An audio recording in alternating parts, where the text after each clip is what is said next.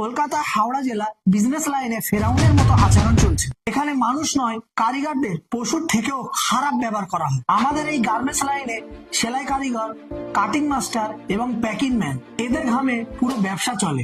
আর সে মানুষগুলোকে সবচেয়ে বেশি অত্যাচার করে কারা? আমাদের 90% ওস্তাগার। কেউ একজন একটা কুকুরকে যতটা ভালো ব্যবহার করে, একটা এমপ্লয় আর কারিগরদের অর্ধেক সম্মান দেয় না। গালাগালি, নোংরা ভাষা, মারধর, কাজ করিয়ে পয়সা না দেওয়া, অতিরিক্ত নাইট, জিরো হাত, এসব এখানে রোজকার ঘটনা।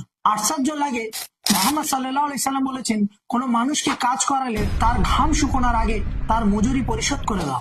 আর এই ওস্তাগাররা পয়সার নেশায় নিজের বিবেক, নিজের ধর্ম সব বিক্রি করে দিয়েছে। এক ওস্তাগার আমাকে বলছে, এই কারিগর আর গ্রামের মানুষদের আমরা মানুষও মনে করি না। একটা কারিগর দিন আনে দিন খায়, কাজ না হলে খাওয়া পর্যন্ত হবে না। যখন খুশি তাকে ছেড়ে দেয়, যখন খুশি 1 মাস কাজ বন্ধ। তার খাওয়া দাওয়া, তার বাচ্চার দুধ, তার বাড়ি ভাড়া, কোনো চিন্তা নেই, অ্যাডভান্স নেই, সাহায্য নেই। উল্টো বাড়ির লেবারদের সওদা করানো, অতিরিক্ত বোঝা চাপানো। প্যাকিং ম্যানদের নাইটে কাজ করিয়ে বলে, সিজনে তো নাইট করতে হবে, বিনিময়ে 0 টাকা। এগুলো শুধু অমানবিক না, এসব কাজ ইসলাম বিরোধী, আইন বিরোধী, মানবতা বিরোধী। আজ আমি শুধু কথা বলতে আসিনি, আজ আমি আপনাদের সামনে শপথ করে বলছি, এই অত্যাচার বন্ধ হবে।